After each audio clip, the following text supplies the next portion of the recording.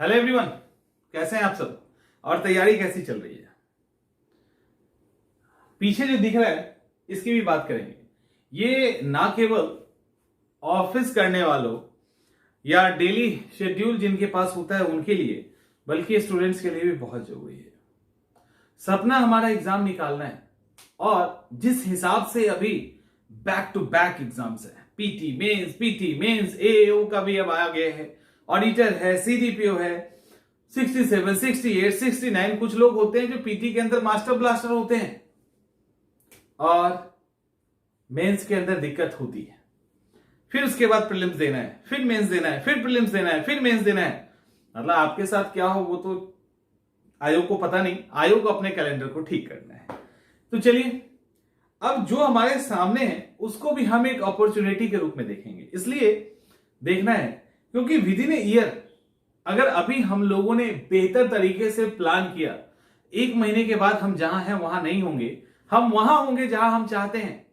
तो सवाल है कि इस 1 महीने मींस 1 साल, इस 1 साल में हम क्या करें, कितना करें और कैसे करें कि जिसके लिए हमको 5 साल लगता उसको हम इसको 1 साल में करना है। क्योंकि यहां पे ऑप्शनल पेपर एक बार में खत्म करने के लिए आपको 1 साल का समय लगता है। 1 साल नहीं तो एटलीस्ट 6 महीने तो लगते ही लगते हैं।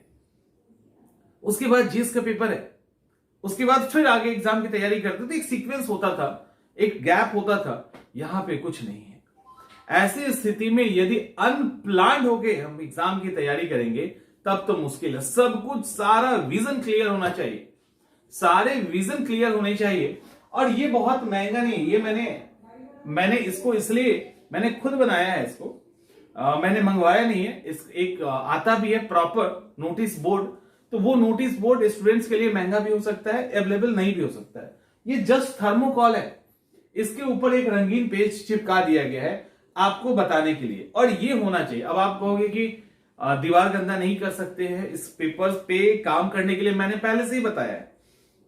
लेकिन आप कहोगे कि दीवार गंदा नहीं कर सकते, वो हमारे अवेलेबल गांव में नहीं मिलता है। तो ये सारी चीजें मिलती है, एटलीस्ट नहीं मिलता है तो कूट तो कार्टून तो मिलता है ना, उसको लगा लो। जो भी है एक चाहिए आपको, एक चाहिए। और ये कलरफुल हो तो ज्यादा अच्छा है, कलरफुल होना चाहिए। आप देखो मूवीज के अंदर, आप देखिए बहुत सारी खुफिया टाइप की मूवीज होती है जहां पे स्ट्रैटेजी प्लानिंग के तहत काम करना होता है। वहां अंदर जाओगे तो ये पेपर कटिंग, वो पेपर कटिंग, बहुत सारा जो तामझाम देखते हैं वो एक्चुअली इसलिए होता है कि उनको प्रोग्रामिंग करना, उनको प्लानिंग करना इजी होता है। हम लोग यहां पर इसी को देखने की कोशिश करते हैं कि हम लोग कैसे अपने एग्जाम को तैयार करने के दौरान जो गलतियां हैं, जो स्किप कर जाती है, जो चीजें छूट जाती है, उसको आप ठीक कर सकते हो। देखिए, सपना तो बीपीएससी एग्जाम निकालना है। अभी के लिए जिनका भी एम है बीपीएससी एग्जाम निकालना, आपको पता है कि पीटी और मेंस दोनों को आप नहीं छोड़ सकते। 67 भी है, 8 भी है और 9 भी है। तो 67 भी देना है, 68 भी देना है और 69 भी देना है। और देना नहीं है, एग्जाम निकालना है। क्योंकि ये अगर लॉट छूट गया ना तो फिर तो दिक्कत है। अब यहां पे आपको पीटी का भी और मेंस का भी आप अपने अकॉर्डिंग इसको बना सकते हैं। पीटी और मेंस के लिए मैंने पिन अप कर दिया क्योंकि दोनों को छोड़ के तो काम हो ही नहीं सकता। जब लास्ट में भी जब पीटी का एग्जाम देने जाओगे तो 10 दिन पहले ही आप मेंस को छोड़ पाएंगे, उसके पहले नहीं छोड़ पाएंगे। ये सिंपल सा है। तो अब पीटी और मेंस है। अब पहले हम मेंस पे आते हैं। तो कुछ लोगों को हो सकता है कि साइंस एंड टेक के अंदर दिक्कत है, क्रॉस कर दीजिए।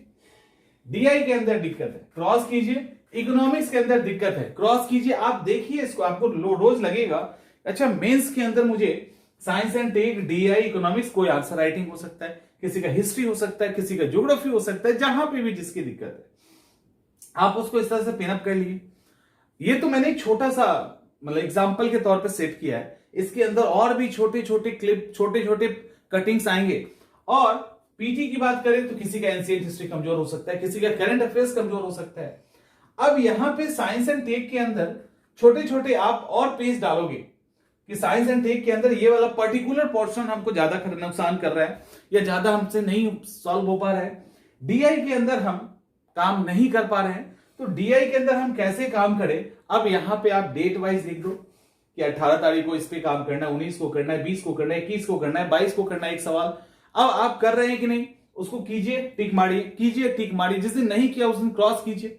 तो इससे क्या होगा, जब भी आप चलते फिरते ऐसे देखेंगे ना, तो आप देखेंगे कि अपने परफॉर्मेंस को देखोगे, अच्छा डीआई के अंदर मैंने 4 दिन तो अपना रूटीन फॉलो नहीं किया, स्थिति बेहतर होती जा रही बट रूटीन फॉलो हमने नहीं किया है, अब उसको उखाड़ के फेंक के फिर नया बनाएंगे आप जब तक जरूरत होगी। इकोनॉमिक्स के अंदर भी उस तरह के सेक्शन लिखेंगे जो आपको फंसा सकता है। तो ये चीजें आपको करनी है। अब आप इन चीज को क्यों करेंगे, सवाल उठता है। वो इसीलिए करेंगे कि जब तक क्लियरिटी नहीं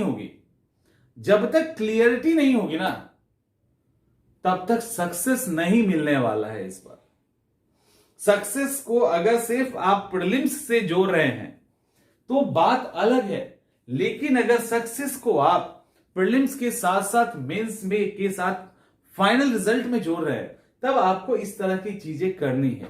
दीवार गंदा करना पड़ेगा, तो ये आप बना सकते हो और ये आपको बनाना ही चाहिए, इसमें ऑप्शन नहीं है, विकल्प नहीं है। और इस तरह से अपने आप को आप तैयार कीजिए आगे के एग्जाम के लिए, जो अपकमिंग एग्जामिनेशन है। तो ये यहां पे आप ऑप्शन पेपर को भी पुट करेंगे। पेपर यहां बड़े बड़े थे, इसको आप छोटा कीजिएगा, इसको भी आप अपने हिसाब से बड़ा कर सकते हैं। मतलब पूरी प्लानिंग आपकी इस नोटिस बोर्ड पर होनी चाहिए। या आप ऐसे भी इसको कर सकते हो कि आज का डेट डालिए 18 या 19, और आप वहां पे आप लिखो कि आज हम इस सब्जेक्ट में ऐसे अप्रोच करेंगे, इसमें ऐसे अप्रोच करेंगे, इसको आज और ये पर्टिकुलर सेक्शन आज पढ़ना है। और घर में A4 साइज का पेपर आता है, उसको उठाइए, पिन से पिनअप कीजिए, दैट्स इट। इतना ही करना है, रंगीन पेपर की भी जरूरत नहीं है। वो करते हुए आप आगे बढ़िए। जो नहीं हो पाया उसको क्रॉस करके वही छोड़ दीजिए अगले दिन के लिए, और वहां पे कुछ नया आएगा, लेकिन पुराना छूट गया वो भी रहेगा। और ऐसे करके अपने नोटिस बोर्ड को आप एक पर्टिकुलर अपने नेचर के अकॉर्डिंग एक डायरेक्शन दीजिए। ये आपको जितना गाइड करेगा ना, उतना कोई और नहीं कर सकता है। तो होपफुली कि आपको ये चीजें समझ में आई होंगी, इसको फॉलो कीजिए, बहुत बड़ा अंतर आपको देखने को मिलेगा। जस्ट एक बात और छूट गया, वो ये छूट गया कि जब भी आप इस तरह से बोर्ड बनाएं, नोटिस बोर्ड, उसको फॉलो जरूर कीजिएगा।